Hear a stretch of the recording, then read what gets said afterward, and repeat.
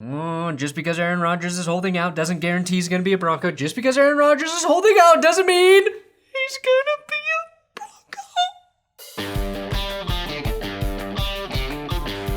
Bronco. Welcome to another episode of Odd Man Sports. I'm your normal host, Brandon Perna. I'm also the host of That's Good Sports here on YouTube, and now that Logan Paul has proven that YouTubers can actually compete with the world's greatest athletes, I'd like to officially challenge Simone Biles to a pommel horse competition. There's simply no way that tiny gymnast can pummel a horse better than me. On this week's show, we'll try and sort out who we're rooting for in a couple of fights in which both sides seem equally awful. In the undercard, former quarterback Jay Cutler versus former Laguna Beach cast member Kristen Cavallari. And in the main event, it's neighborhood bully Brooks Koepka versus high school nerd Bryson DeChambeau. And just like in Paul Mayweather, there are no winners in these fights, only losers. Us. We've got Dinks and we've got Dunks. In news that took the NBA world by surprise, the Celtics announced that Danny Ainge was stepping down as president of the team, with current head coach Brad Stevens being promoted to the vacated position. As for who will be the next head coach of the historic franchise, the two most likely names are former Pistons and Nuggets point guard Chauncey Billups and Spurs assistant Becky Hammon. Now personally, I'm rooting for Becky with the good hair, partly because I want her to break the glass ceiling. Now I shatter it! But mostly because I think she has the best chance of solving the hair-related mystery behind Jason Tatum's top 5 list. When I get a cut, I think I'm top 5. Top 5 what? Top 5. Other names on Boston's prospective coaching list include Jason Kidd, Lloyd Pierce, and Sam Cassell. Though if after Brad Stevens, the Celtics are prioritizing continuity, I have an out-of-the-box suggestion here. A piece of white bread. Speaking of the whitest things ever, Coach Mike Krzyzewski, aka Coach K, announced his retirement at the end of the season. And this is how he entered the press conference.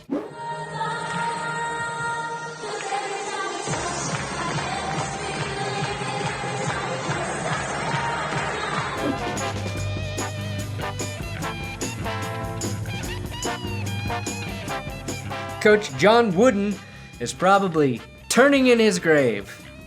Mostly because that song is so darn catchy. During the press conference, Coach K said he's no longer interested in coaching at any level.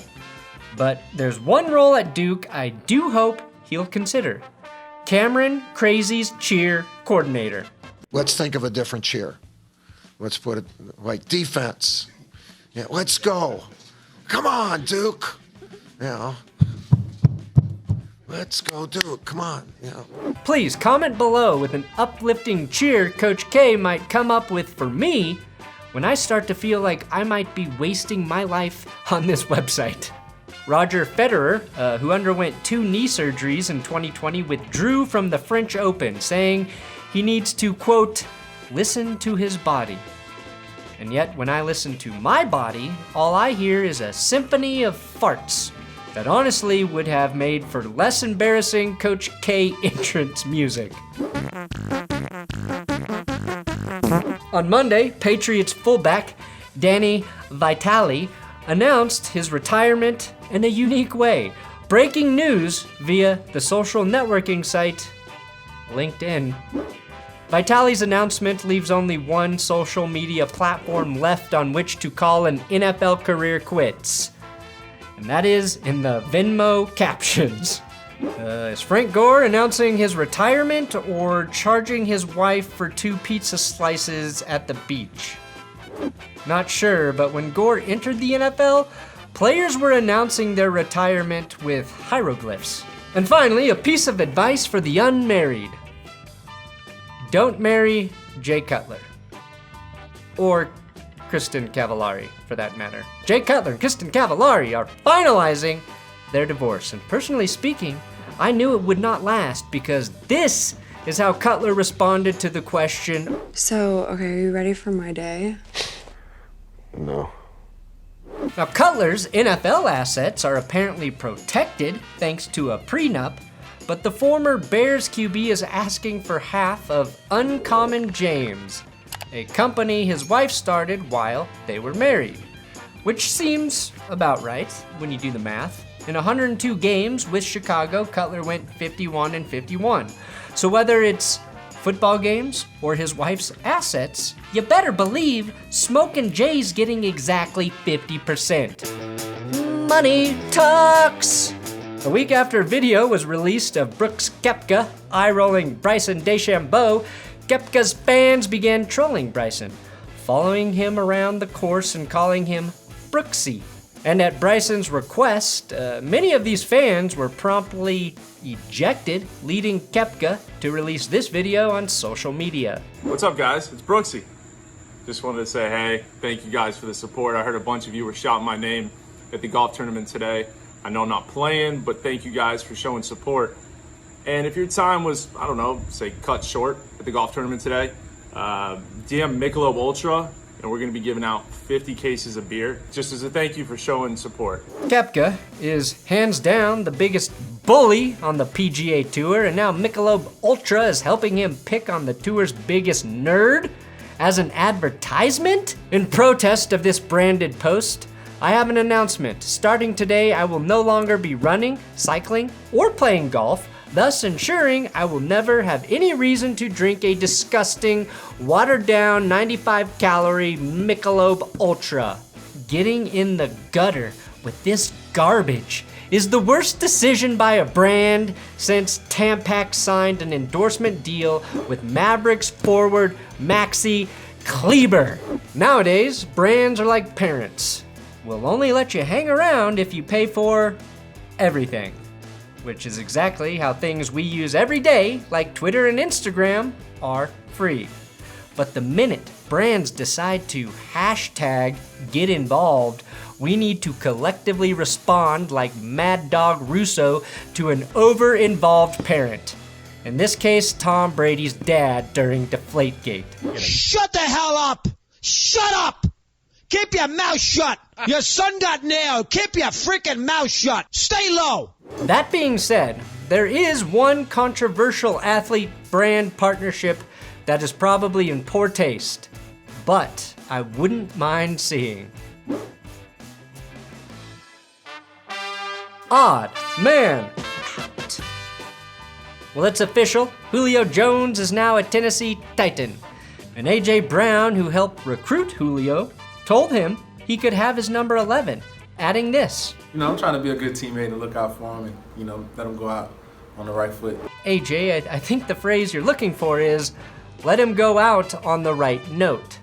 Brown's minor misspeak was quickly one-upped by tennis star Venus Williams, who meant to tell the media that none of them could hold a candle to her on the tennis court, but instead said this. So, no matter what you say or what you write, you'll never light a candle to me. But the biggest idiom minefield for athletes has always involved hats. Whether to tip them, hold on to them, pull a rabbit out of them, or in LeBron James' case, after the Lakers' season-ending Game 6 loss to the Suns, this new one. All in all, I give my hats off to everyone on this team. You get a hat! You get a hat! You get a hat! You get a hat! Even Kuzma gets a hat! Speaking of NBA fashion, a tip of the cap to Draymond Green for his most recent Inside the NBA appearance. And I thought I wore loud blazers. This asymmetrical plaid number took things to a level not since last month when Jalen Waddle sported a similar look on draft night. Isn't that the same suit Tom Seaver wore the night he was drafted? And when it comes to fashion and sports, NBA players are leading the charge. Except for maybe Yusuf Nurkic. Coming in last though, definitely NHL players. My evidence, this month's issue of So Scottsdale magazine. In addition to a feature on how to repurpose your old implants as shower sealant, had an interview with Arizona Coyotes defensiveman Jacob Chikrin about his approach to fashion, including this quote: "I like being a little different and wearing stuff that most guys wouldn't normally wear." Followed by this photo. So, shirts and pants from J.Crew? On the bright side, this year's hockey playoffs have been a joy to watch and a reminder of how friggin' sweet sports can be.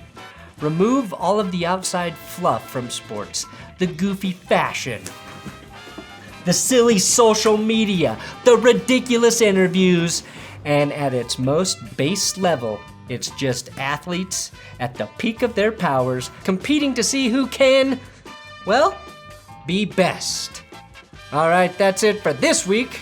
Don't forget to leave me a Coach K comment below, and I'll see you next week.